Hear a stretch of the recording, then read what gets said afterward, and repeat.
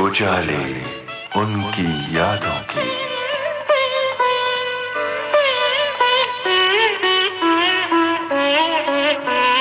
उजाले उनकी यादों की।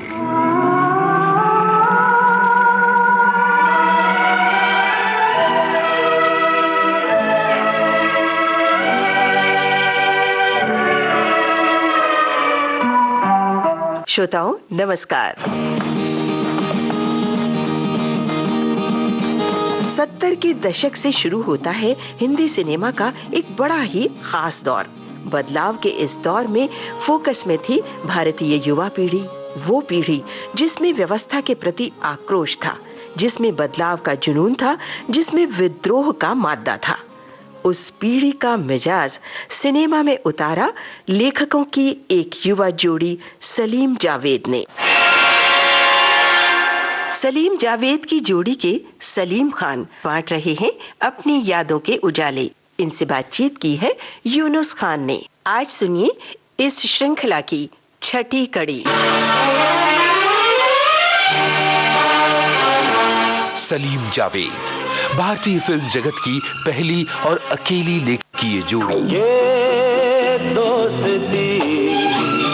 वो जोड़ी जिसने अपनी फिल्मों की कामयाबी से इतिहास के पन्नों पर अपना नाम सुनहरे अक्षरों में दर्ज कराया।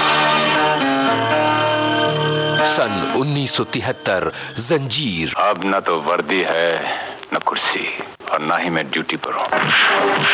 सन 1975 दीवार। आज मेरे पास बिल्डिंगें हैं, प्रॉपर्टी है, बैंक बैलेंस है, बंगला है, गाड़ी है।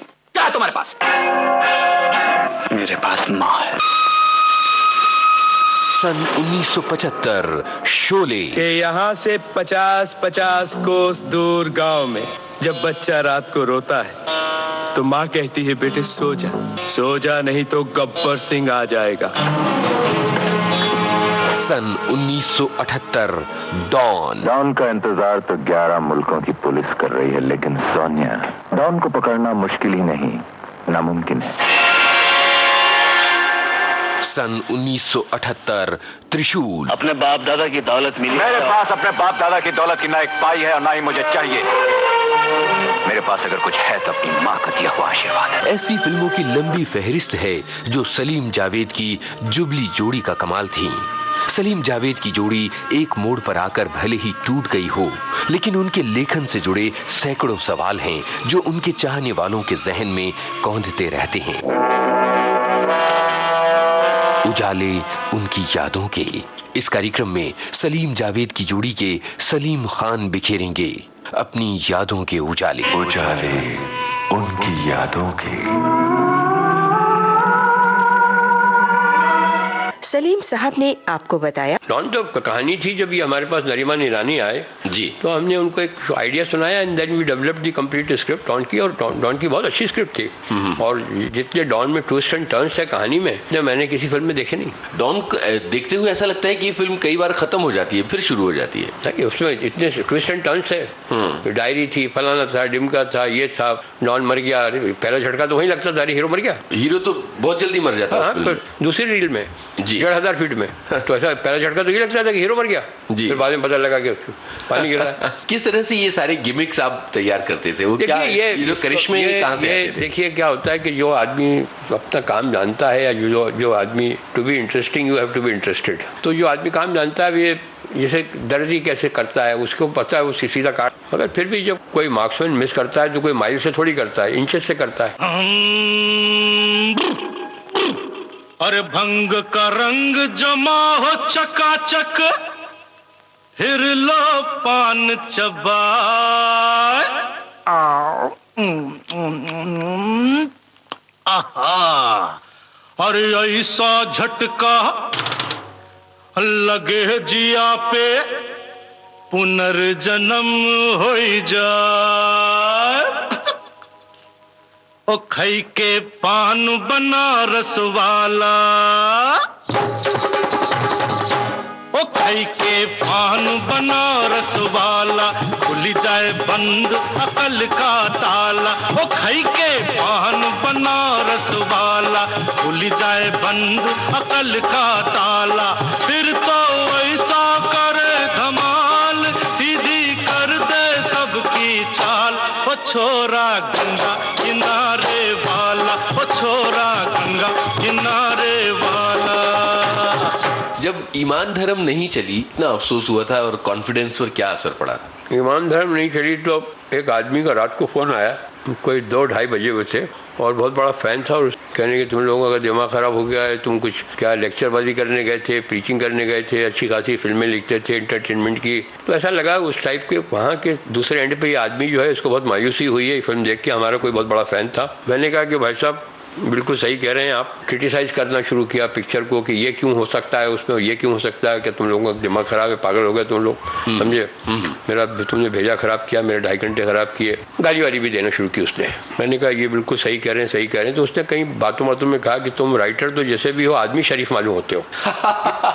कि मैं तुमको इतनी देर से तुम भाई साहब करके मुझे एक्सप्लेनेशन दे रहे हो, तो आदमी शरीफ मालूम होते हो। मैंने कहा मगर ये जो आपने कहा ये सही कहा, और ये मैं भी कहना चाह रहा था जावेद अख्तर साहब से, मगर वो माने नहीं। उन्होंने कहा नहीं ये फिल्म तो हमें लिखनी है। तो आप उनका नंबर भी ले लीजिए, इसलिए कि पैसे में उनके बराबरी में लेता हूँ, नाम बराबरी से आता है। तो मैं सुबह उनके घर पहुंचा, मैं नंबर दे दिया, मैंने हाँ दो उसका नंबर। तो सुबह मैं गया उनके घर पे पहुंचा तो वो देर से उठे। तो मैंने क्या प्रॉब्लम क्या, मैंने आज बड़ी देर से लेट नाइट हुई। कहने साहब एक आदमी था रात को अभी आप 5-5 मिनट में फ़ोन करता था, मैं अपने भाई के फ़ोन के लिए वेट कर रहा था, अमेरिका से आने वाला है, तो मुझे फ़ोन उठाना भी पड़ता था। और मैं फिर वो आ जाता था लाइन पे, वो कहता सर तुम्हारी तो ऐसी के तैसी, और पता नहीं सालों को कहाँ से नंबर मिल जाता है। मैंने कहा नहीं कहाँ से नहीं मिल जाता, वो नंबर मैंने दिया उसको। जी कहीं आपने दिया? कहीं आपने क्यों दिया? मैंने कहा नहीं उठा। तो मैंने कहा भैया ये सब हम चीज़ें बराबरी से बांटते। अरे साहब आपने मेरी नींद खराब कर दी। दुनिया एक अदालत है जिसमें सबका मुकदमा चल रहा है। कोई अंदर जा रहा है, कोई बाहर निकल रहा है, कोई मुजरिम कोई बेगुनाह, दोनों के लिए जरूरी है गवाह। क्या अपनी गवाही सब मानते हैं? हम झूठ बोलते हैं मानते हैं, लोग झूठ बोलते हैं मानते नहीं। हम झूठ बोलते हैं मानते हैं, लोग झूठ बोलते हैं मानते नहीं। आप हमको पहचानते हैं, आप उनको पहचानते नहीं। हम झूठ बोलते हैं मानते हैं, लोग झूठ बोलते हैं मानते नहीं। आप हमको पहचानते हैं, आप उनको पहचानते नहीं। हम झूठ बोलते हैं मानते हैं, लोग झूठ बोलते हैं मानते नहीं। जी एक बहुत बड़ा अच्छा किस्सा है। जी प्रोड्यूसर था जिसको दिखता नहीं था बेचारे को, मतलब पूरी तरह से बहुत कम दिखता था, ऑलमोस्ट वो था ब्लाइंड था। तो जब भी वो बात करता था तो वो जावेद की तरफ देख के मुझसे बात करता था, मुझसे बात करता था, जावेद साहब बोलता था, जावेद साहब जावेद साहब जावेद साहब। तो हम लोग एक दिन रात को, तो जावेद ने मुझसे कहा कि सलीम साहब अंधा है तो क्या हुआ, मेरा फैन है। मैंने कहा अंधा है इसीलिए तो आपका फैन है।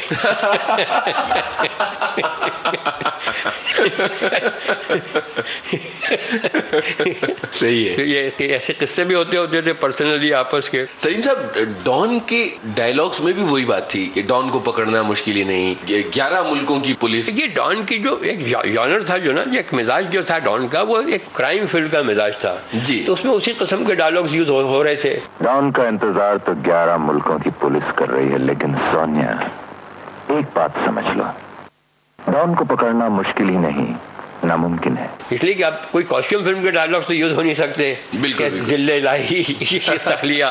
तो ये 11 ही मुल्कों की पुलिस क्यों थी? नहीं, और जो फिगर दिमाग में आ गया 12 मिनट क्यों भी कर सकते थे, जो मैंने आपसे कहा ना, मेरे पास ये मेरे पास ये मेरे पास ये, तुम्हारे पास क्या है, मेरे पास माँ है, एक रिदम होता है। तो 11 मुल्क का एक साउंडिंग भी कई मरतबा अच्छा लगता है। अभी ये क्यों कहते हैं कि मैं तुमको 24 घंटे का वो देता हूँ, समझे आप? अभी एक राजेंद्र नाथ की एक फिल्म में उसने कहा कि मैं तुमको 24 घंटे की मोहलत देता हूँ। नहीं कहने नहीं मुझे आप 25 की दी। 1 घंटा मेरा बढ़ा दीजिए, समझे आप? और मैं दूसरी वजह ये कि हर आदमी 25 की देता है, मेरे को हर आदमी 24 की देता है, मुझे 25 की चाहिए। तो ये कुछ ऐसी चीजें हैं, मैं 48 घंटे की मोहलत देता हूँ, मैं 24 घंटे की मोहलत, ये साउंडिंग, दे साउंड वेल। मैं तुम्हारा खून पी जाऊंगा, कोई खून पीता है, बहुत बदमजा चीज है, बल्कि खून तो निकाल दिया जाता है। डॉन के जो डायरेक्टर थे वो नए बंदे थे और उन्होंने बहुत कम फिल्में, गिनी चुनी फिल्में ही बनाई, मैंने ये सुना है। नहीं, तो कहाँ बनाई, उन्होंने बनाई नहीं, एक ही फिल्म बनाई। तो कितना कॉन्फिडेंस था एक ऐसे डायरेक्टर पर जिसका कुछ भी नाम नहीं है और सलीम जावेद उसके लिए फिल्म लिख रहे हैं? नहीं, क्या था कि एग्जीक्यूशन तो करने के लिए कोई आदमी चाहिए, तो he was assistant of Manoj Kumar, और ये उन्होंने इनके साथ, ये कैमरामैन थे नरीमान ईरानी, तो उन्होंने नाम रिकमेंड किया कि देखो आप इतना कंप्लीट लिखते हो, आप इतना डिटेल में लिखते हो, मैं कैमरामैन हूँ, मुझे कोई बड़ा डायरेक्टर नहीं चाहिए, मुझे कोई भी लड़का जो थोड़ी सी फिल्म की टेक्निक समझता हो, या जो आप लिखोगे उसको पर्दे पे लेके आए समझ के, ऐसा आदमी चाहिए। वो लिखा और वो समझ के जाते थे सीन को पूरी, एक क्या सीन का मिजाज है, क्या सीन कैसे होगा, कहाँ से शुरू होगा, एंड ऐसा कोई मुश्किल काम नहीं है जी। इसलिए कि अगर राइटिंग अगर बहुत ही डिटेल में हो तो even anybody who is little और well versed with the technique of the film can do it. Sonia, मुझे दो तरह की लड़कियां पसंद नहीं आती, एक वो जो मेरे पास आने में बहुत देर लगा है, और एक वो जो बहुत जल्दी आ जाए। और मैं तुम्हारे पास बहुत जल्द आ गई। 4 घंटे पहले हम एक दूसरे को जानते भी नहीं थे, और इस वक्त तुम मेरे साथ इस होटल के कमरे में। क्यों? तुम्हें देखकर मुझे ऐसा। तुम्हें क्या जवाब दूंगी था? वो जो मेरी दुश्मनी है वो अपनी जगह हमेशा रहेगी, उसे मैं भूलूंगा नहीं, लेकिन ये कोई दूसरा मेरे सामने आकर के ये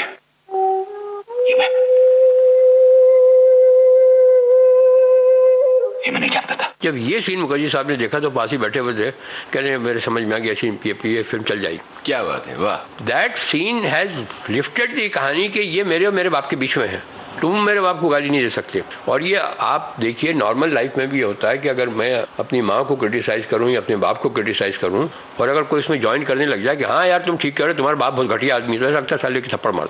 बिल्कुल बिल्कुल। मैं अब शिकायत कर रहा हूँ, मेरी शिकायत है, उससे आपका कोई ताल्लुक नहीं है, मेरा और मेरे बाप को मालूम। मैं शिकायत कर रहा हूँ, मेरे बाप में बच्चे माँ से आगे शिकायत करते हैं कि डैडी ने ये किया, डैडी ने ऐसा कहा, डैडी ने यूँ कहा, डैडी ने ये कहा, डैडी ने मुझसे पूछा भी नहीं, डैडी ने ये नहीं कहा, मैंने डैडी से कहा। करते हैं, ये हर घर में होती है, ये इमोशनल शिकायतें, ये प्रॉब्लम्स होते हैं। मगर उसमें कोई एक बाहर का आदमी शामिल हो जाएगा, हाँ यार तेरा डैडी तो बहुत ही घटिया आदमी यार, उसको तो देख लेंगे एक दिन, साले को मारेंगे, टांग तोड़ देंगे, जान निकाल डाले उसकी। This is between the family में, this is between the two people. मैं अगर अपनी बेटी को डांट रहा हूँ तो मेरा बच्चा भी नहीं आके डांट सकता उसको जी, हाँ डैडी ठीक कर रहे हैं, मम्मी डैडी ठीक, ये भी नहीं कहता। मैं कहूँ यार तू चुप बैठ। उजाले उनकी यादों के इस कार्यक्रम में सलीम जावेद की जोड़ी के सलीम खान बिखेर रहे हैं अपनी यादों के उजाले। उजाले उनकी यादों के। एक बार फिर इस फिल्म के डायरेक्टर यश चोपड़ा थे, यश चोपड़ा के साथ ये एक और फिल्म थी। कितना उनका कंट्रीब्यूशन होता था या क्रिएटिव इनपुट्स हुआ करते थे सबसे बड़ा लिखी फिल्मों में? यहाँ से कंट्रीब्यूशन शुरू होता है डायरेक्टर, जहाँ वो एक कहानी सिलेक्ट करता है कि ये कहानी मैं बनाने वाला हूँ, वहाँ से उसका कंट्रीब्यूशन शुरू होता है कि ये आपकी जो कहानी है, आपका जो आइडिया है, आप इसको करो, ये हम बनाएंगे। वो अपने स्टेक्स वहाँ से डालने लगता है और फिर थ्रू आउट उसी का होता है। ये it's a I firmly believe कि इट्स अ डायरेक्टर्स मीडियम। लेकिन कभी कहीं ऐसा हुआ कि किसी फिल्म की लेखन प्रक्रिया को लेकर या किसी फिल्म के प्रोसेस में डायरेक्टर से इतनी ज्यादा बहस या गर्मागर्मी हो गई हो? देखिए क्या होता है, आपको एक बात समझना चाहिए, आप इस मीडियम में काम करते हैं जो रिलेटेड है फिल्म से, कि difference between intelligent people, the margin of difference between intelligent people is very thin. बेवकूफ़ के साथ जो डिफरेंस होता है वो बहुत बड़ा होता है। साहिर साहब एक बात कहा करते थे जो मुझे आज तक मैं कभी दोहराता हूँ, कि पागल ठीक हो सकता है इसलिए कि पागल खाना है, बेवकूफ़ ठीक नहीं हो सकता इसलिए कि बेवकूफ़ खाना नहीं है। समझे आप? अगर मेरा आपका इतना डिफरेंस होगा तो I will never get along with you. I will the very first day I will decide कि I don't want to do this film, और it is vice versa also. एक डायरेक्टर सोचता है कि मेरे राइटर्स इतने डिफरेंस हैं तो उसके साथ काम ही नहीं करता। यार ये बेवकूफ़ आदमी है, ये बहुत बहस करता है, गलत बात पे बहस करता है। तो the margin of difference between two sensible और intelligent people is very thin. जिस रोल के लिए मैं कहूंगा कि मैं दिलीप कुमार को लेता हूं, उस रोल के लिए आप कह सकते हैं कि नहीं, आप इसके लिए राज कपूर और राजकुमार ठीक है। हाँ? दोनों एक ही जगह हैं, एक ही एज ग्रुप के हैं, दोनों कैरेक्टर एक्टर हैं, आप दोनों की एज हो गई है। अगर उसके लिए अगर आप कहें कि मैं कहूँ कि इस रोल के लिए दिलीप कुमार अच्छा है और आप कहें नहीं सर इस रोल के लिए रणबीर कपूर को ले लीजिए, तो the margin is very wide. वहाँ the thing stops only there, आगे बढ़ती नहीं है। जब यश जी ने किसी ने कहा या नासिर हुसैन ने कुछ कहा या रमेश सिप्पी ने कुछ कहा या महेश भट्ट ने कुछ कहा तो उनकी वैल्यू करते थे हम, उनकी ऑब्जेक्शन की या उनके सजेशन की, इसलिए फिल्में बनी हैं जी। ये तो अगर वाइड अगर मार्जिन होता तो ये फिल्में बनती ही नहीं, शुरू ही नहीं होती। सर हमारी कमेटी के मुकाबले में कौन आ सकता है? एक आदमी की फिक्र है मुझे, Vijay Kumar. You're right, Mr. R.K. Gupta.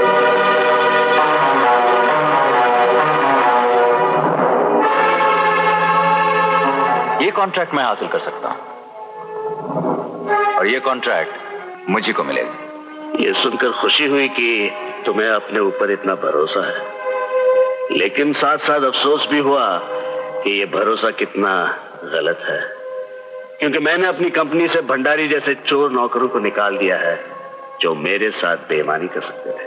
Mister R.K. Gupta, अगर मैंने आपके साथ बेईमानी की तो मैं शर्मिंदा नहीं हूं, इसलिए कि मेरा एक उसूल है, एक इंसान जो जबान समझे मैं उसके साथ उसी जबान में बात करता हूं। ईमानदारों के साथ ईमानदारी, बेईमानों के साथ बेईमानी। तुम मुझे अपनी तरफ बेईमान समझते हो? नहीं, मैं तो आपको बड़ा धनवान समझता हूं मिस्टर R.K. गुप्ता। ये बात अलग है कि आजकल की दुनिया में कोई आदमी बगैर बेईमानी के इतना धनवान नहीं बन सकता। Mister R.K. गुप्ता, मुझे बेईमान कहने से पहले झांक करके देखिए अपने बीते हुए दिनों को। हो सकता है इतना अमीर बनने के लिए आपने भी कभी किसी के साथ कोई बेईमानी की, किसी को धोखा दिया। हो सकता है आपने भी कभी इतनी दौलत कमाने के लिए अपने जमीर, अपने जज्बात का सौदा किया। What the hell do you mean by that?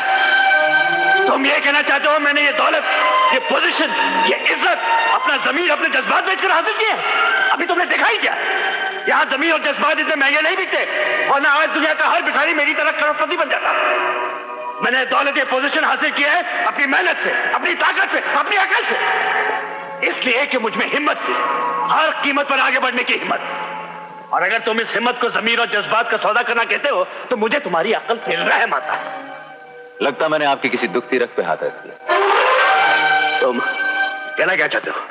जो कहना चाहता हूं मिस्टर गुप्ता वो भी कहूंगा, लेकिन सही बात सही वक्त और सही मौके पर की जाए तो उसका मजा कुछ और ही होता है, और मुझे सही वक्त और सही मौके का इंतजार है। Good day mister Gupta. हाँ, मेरी बनाई हुई कॉलोनी में अगर आपको मकान चाहिए तो तकल्लुफ मत कीजिएगा, मकान मिल जाएगा। फादर सन कन्फ्लिक्ट की एक और फिल्म शक्ति थी, ये कहीं ना कहीं थोड़ी सी सिमिलैरिटी दोनों में आती है। एक में वो बदला ले रहा है, फादर से नाराज है, दूसरे में भी वो किसी और वजह से फादर से नाराज है। शक्ति में नहीं, दोनों बहुत अलग अलग फिल्म हैं। एक में वो मास की वजह से ले रहा है, और बाप जो था वो अपॉर्चुनिस्ट था। बाप उसमें जो था अपॉर्चुनिस्ट था कि अपने फायदे के लिए वो अपने लव को छोड़ के चला गया, और उसको इस बात का एहसास भी है कहीं ना कहीं, और उसमें गिल्ट भी है बाप। यहाँ एक ईमानदार पुलिस ऑफिसर, यहाँ बहुत ईमानदार और बहुत ही प्रिंसिपल्ड आदमी है, और वो अपने नजरों से या जो उसके जो कॉन्सेप्ट है वो चाहता है बेटा। बट एक खलील गिबरान की एक लाइन है कि the sun is through you, he is not you. अब दिलीप कुमार का एक बहुत हाईली प्रिंसिपल है, और उस प्रिंसिपल की वजह से कि तुम मार डालो मेरे बेटे को, और वो सुनता है। उस उम्र में उसको समझ में नहीं आती, उसके माइंड में स्ट्रक करता है। जब वो कहता है कि अगर तुमने ये नहीं काम किया, उनको नहीं छोड़ा, तो मैं तुम्हारे बच्चे का कदर कर दूंगा, तो छोड़ दो, मार डालो मेरे बच्चे को, मैं अपने कानून से कॉम्प्रोमाइज नहीं करूंगा। तो उसको लगता है कि मेरा फादर मेरे लिए इंडिफरेंट है। हेलो, हाँ मैं अश्वनी बोल रहा हूँ। आप कौन? मैं कौन हूँ ये छोड़िए मिस्टर अश्वनी कुमार, आप सिर्फ ये सुनिए कि आपका इकलौता बेटा इस वक्त मेरे पास है। जी हाँ, और ये बताइए अपने बेटे को जिंदा देखने का आपको कितना शौक है? बदतमीज आदमी, क्या बकवास कर रहे हो तुम? यही कि आपका बेटा विजय मेरे कब्जे में है, लेकिन उसकी जिंदगी आपके हाथ में है। आप चाहें तो आज रात यशवंत को अपनी हवालात से निकल भागने का मौका देकर अपने बेटे की जान बचा सकते हैं। क्या सबूत है कि मेरा बेटा तुम्हारे पास है? सबूत और गवाही तो मैं आपके बेटे से ही दिलवा दूंगा। पहले अच्छी तरह यह सोच लीजिए कि आपको मेरी शर्त मंजूर है कि नहीं, और अगर मंजूर है तो यशवंत के हवालात से फरार होने का आप क्या इंतजाम करेंगे? सोचने के लिए आपके पास 1 घंटा है। ठीक 1 घंटे के बाद मैं आपको दोबारा फोन करूंगा। और हाँ, लीजिए अपने बेटे से बात कीजिए। बोलो। Hello hello daddy. हाँ बेटा, हाँ मैं डैडी बोल रहा हूँ। डैडी मुझे बचा लो, डैडी मुझे बचा लो। घबराओ मत बेटे, मैं हूँ ना, मैं हूँ। डैडी कुछ नहीं होने देंगे अपने विजय को, तुम घबराओ मत। नहीं डैडी, ये लोग मुझे मार डालेंगे। मुझे बचा लो डैडी, मुझे बचा लो डैडी। हेलो हेलो विजय, हेलो। अब आधे घंटे में पता चल जाएगा कि तुम्हारा बाप तुमसे कितनी मोहब्बत करता है। इसलिए कि अगर वो तुम्हें वाकई जिंदा देखना चाहता है तो हमारी शर्त मानने से इनकार नहीं कर सकता। तुम्हारा क्या ख्याल है? तुम तो अपने बाप के इकलौते बेटे हो, तुम्हें बचाने के लिए हमारी बात मान जाएगा नहीं? हेलो, अच्छा मैं अभी आता हूँ। नारंग जी, मैं थोड़ी देर में आता हूँ, और अगर मुझे आने में देर हो जाए तो ठीक 8 बजे अश्विनी को फोन करो और उसका जवाब ले लो। ठीक है। देखो ऐसा करो कि वो जो कुछ भी कहे उसे टेप रिकॉर्डर पे रिकॉर्ड कर लो, मैं वापस आकर सुनूंगा। Okay okay. Hello hello Ashwini साहब, क्या जवाब है आपका? आप यशवंत को छोड़ने के लिए तैयार हैं कि नहीं? Hello hello. यशवंत? मैं यशवंत को नहीं छोड़ सकता। लेकिन आप जानते हैं कि अगर... हाँ जानता हूँ, मैं अच्छी तरह जानता हूँ।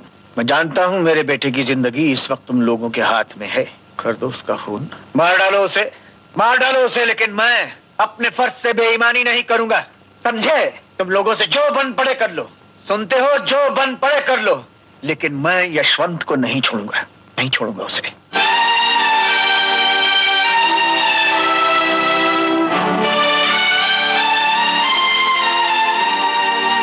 और जब भी क्लैशेस होते हैं उसके प्रिंसिपल पे, तो उसको यही लगता है कि मेरा बाप जो है मुझे मोहब्बत नहीं करता, इसलिए कि उसका एंड में कल्मिनेशन है कि आई लव यू, तो उससे कहता है पहले क्यों नहीं कहा? विजय नहीं, विजय नहीं, विजय कोई सहारा नहीं चाहिए।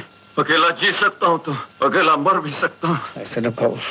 मेरी माँ को मार दिया उसने, या वही आदमी है जिसने मेरी माँ। ये सब क्यों हुआ? ये तो होना ही था, एक न एक दिन ये तो होना ही था, लेकिन अब सब खत्म हो गया। बहुत कोशिश की अपने दिल से आपकी मोहब्बत निकाल दूं, लेकिन मैं हमेशा आपसे प्यार करता रहा, चाहा कि ना करूं, लेकिन ऐसा क्यों ऐसा? इसलिए कि मैं भी तुमसे मोहब्बत करता हूँ बेटे, मैं भी तुमसे मोहब्बत करता हूँ। तो कहा क्यों नहीं डैड? क्यों नहीं कहा डैड? मैं तुमको इस तरह नहीं जाने दूंगा डैड, मैं इस तरह नहीं जाने दूंगा बेटे। विजय!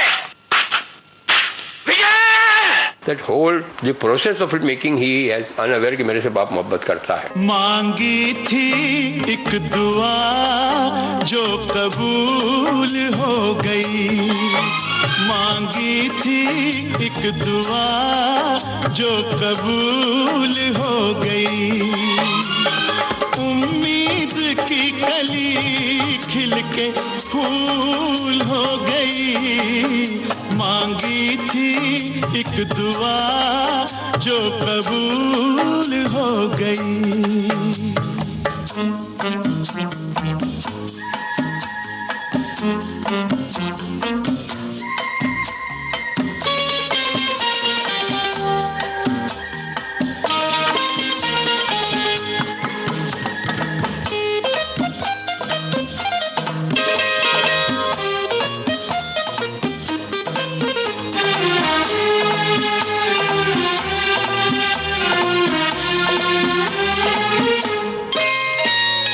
हम सोचते थे ये दिल मुफ्त में दिया,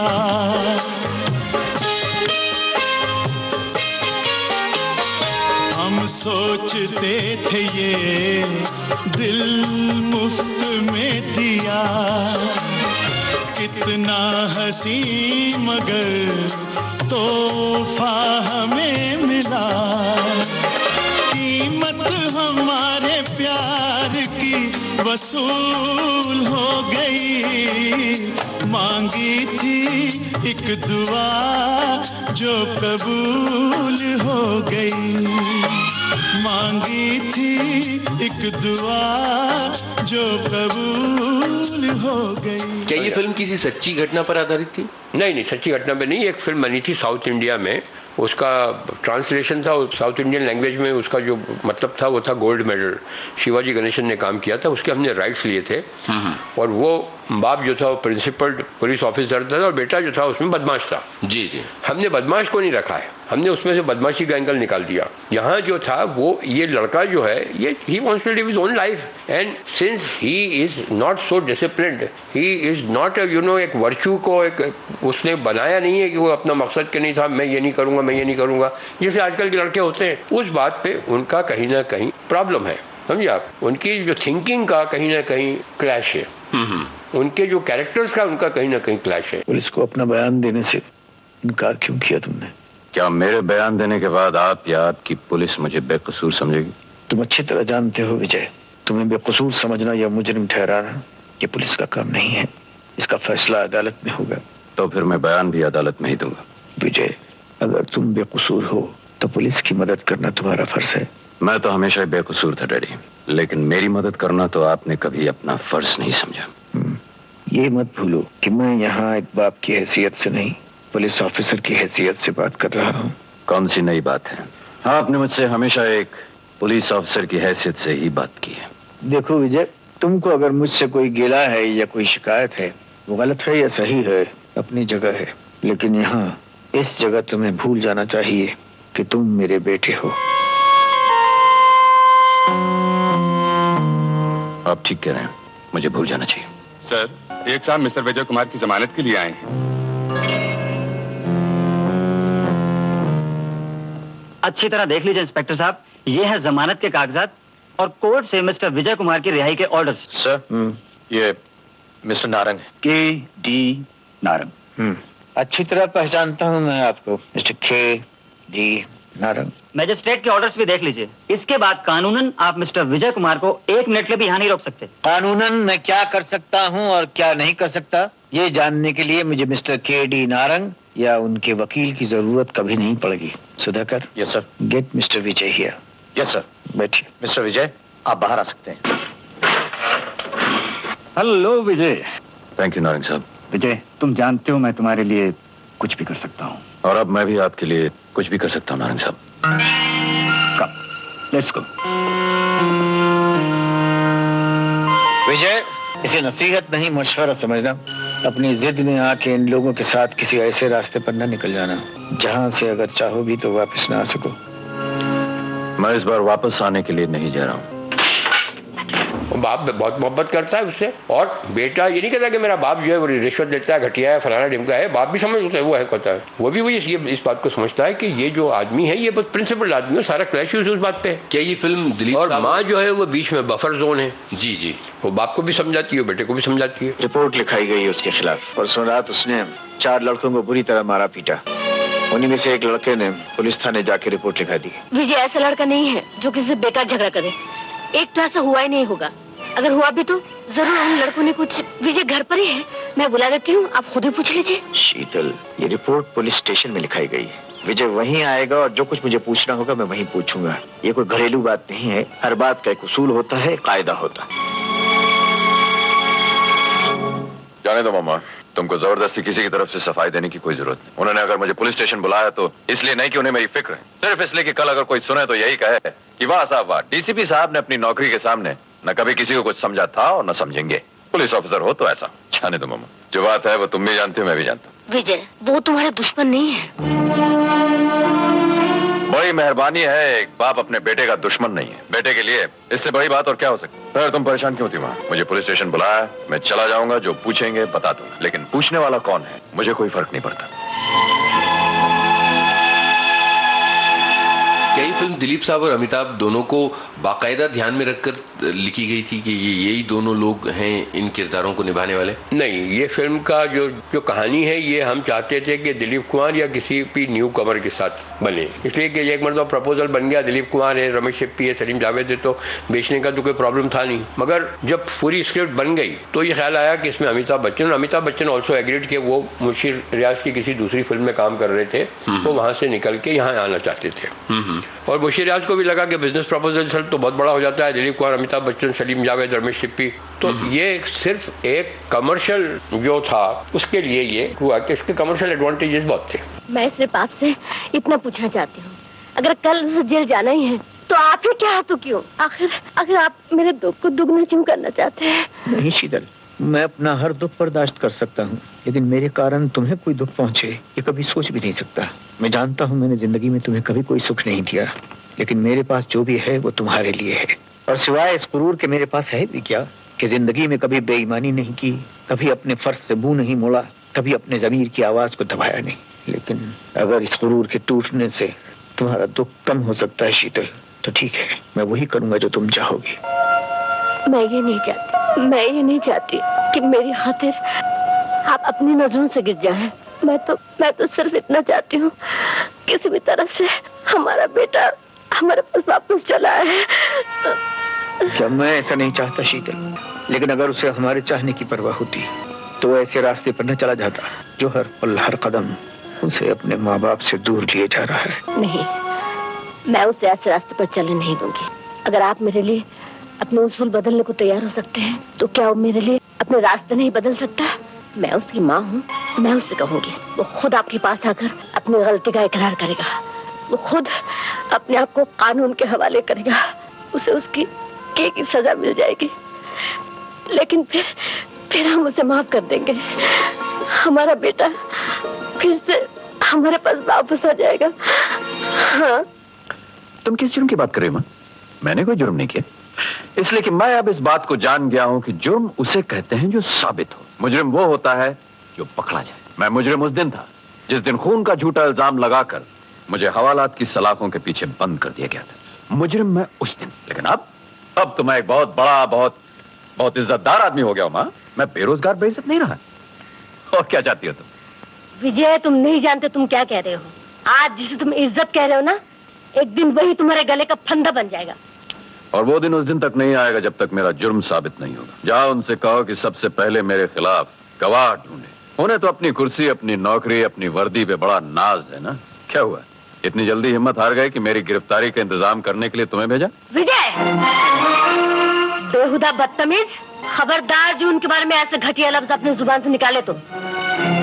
वाह बेटे वाह, बहुत कलेजे को ठंडक पहुंचाई तुमने आज। वो मुझे भेजेंगे तुम्हारे घर मुखबरी करने के लिए। आज उन पर ये वक्त आ गया है। देखो वो मुझे भेजेंगे तुम्हारी गिरफ्तारी के लिए। अरे 10 बार मरोगे और 10 बार जन्म लोगे, तब भी उनके जैसे चरित्र पैदा नहीं होगा तुम में। मैं तो यहाँ आई थी कि अपने बेटे को वापस ले जाऊंगी, लेकिन तुम वो नहीं हो जो मेरा घर छोड़कर चला आया था। तुम कोई और हो। माफ करना, शायद किसी ने मुझे गलत पता दे दिया था।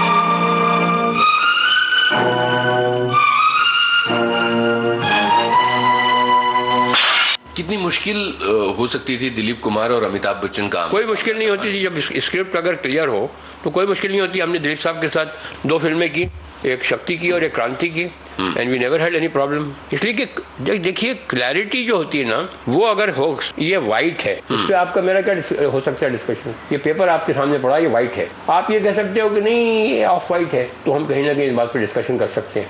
अगर आप कहें ब्लैक है तो कहीं डिस्कशन नहीं होगा। जी जी। तो ये जब हमारे ऊपर भी इल्ज़ाम लगे कि हमारा दिमाग ख़राब हो गया है, या हम किसी को इंटरफेयर नहीं करने देते, या हम अपनी चलाते हैं, तो एक उसमें बहुत से लोग ये नहीं समझते थे कि जो हमको जो एरोगेंस जो दिया जाता था खिताब के, बहुत एरोगेंट हैं। एक साइकोलॉजी में एक टर्म है जो बहुत ही कम लोग जानते हैं, उसको कहते हैं दी एरोगेंस ऑफ क्लैरिटी। वाह। दी एरोगेंस ऑफ क्लैरिटी वही है कि अगर मैं समझता हूँ कि ये वाइट है, जो है ये वाइट, तो मैं इस पर डिस्कशन नहीं चाहता हूँ कि इट इज टाइम वेस्टिंग। तो मैं कहूँ ये वाइट है, दूसरा आदमी तो ये समझता है कि नहीं यार, इन्होंने कोई डिस्कशन अलाउ नहीं किया। पीपल वांट के हमने डिस्कशन करके वी हैव अराइव्ड एट कि दिस इज वाइट। एक सेंसिबल आदमी, एक इंटेलिजेंट आदमी होता है, वाइट है, चलो आगे बढ़ो। तो जब हम एक चीज़ पे क्लियर हो गए हैं, जब हमने उस चीज़ के ऊपर सोच लिया है, जब 2 आदमियों ने बात कर दी है, उसको हमने फाइनल किया है, तो हम बिल्कुल क्लियर हैं कि इसके अलावा कुछ नहीं हो सकता। और दूसरा आदमी जब सजेशन देता है तो हम उसको घुसने नहीं देते। वो ये समझता है कि ये जो है ये ये इंटरफियर अलाउ नहीं करते, ये किसी की सुनते नहीं है, किसी की सजेशन नहीं सुनते। ऐसा नहीं है, हम तो एक दूसरे की सुन ही रहे हैं, हम पार्टनरशिप में काम कर रहे हैं, तो उसमें ईगो तो खत्म हो गया। अब कोई दूसरा आदमी आता है तो वही सजेशन करता है जो हमने रिजेक्ट कर दिया है, तो हम अपना टाइम वेस्ट नहीं करना चाहते। तो इसको कहा जाता है एरोगेंस ऑफ क्लैरिटी कि if we are clear we do not allow anybody to interfere. अब इसको लोग ये समझते हैं।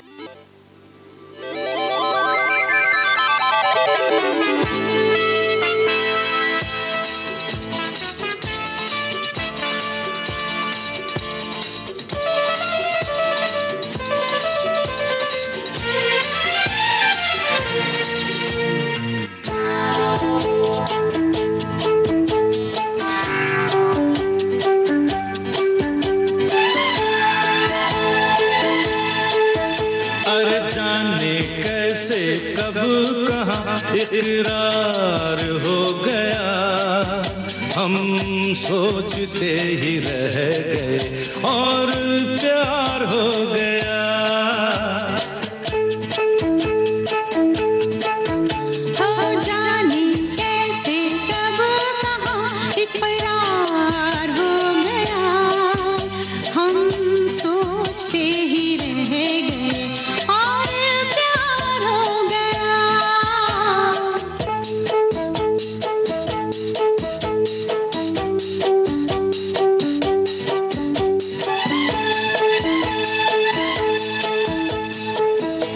गुलशन बनी गलियां सभी फूल बन गई, गलियां सभी गुलशन बनी गलियां सभी फूल बन गई, गलियां सभी। लगता है मेरा सेहरा तैयार हो गया, हम सोचते ही रह गए और प्यार हो गया।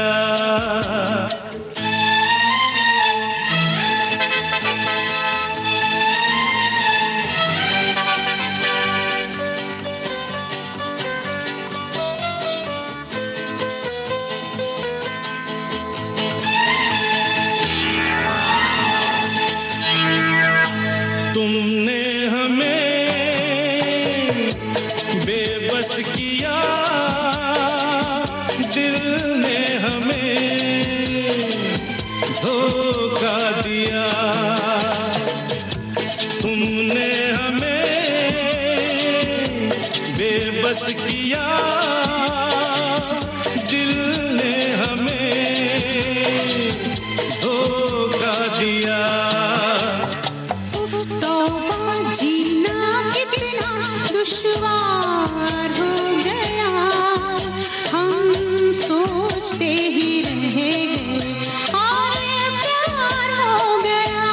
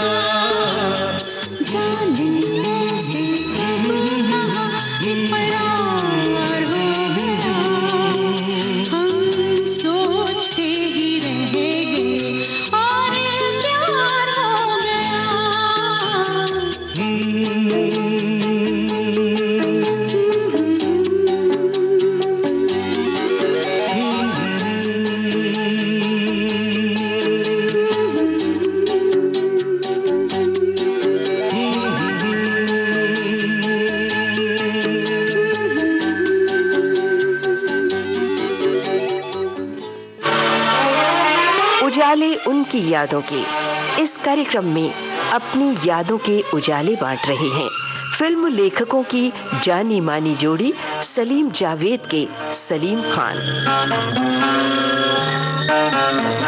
इनसे बातचीत कर रहे हैं यूनुस खान। रिकॉर्डिंग इंजीनियर मंगेश सांगले और जेटी महाजन। प्रस्तुतकर्ता कल्पना शेट्टी।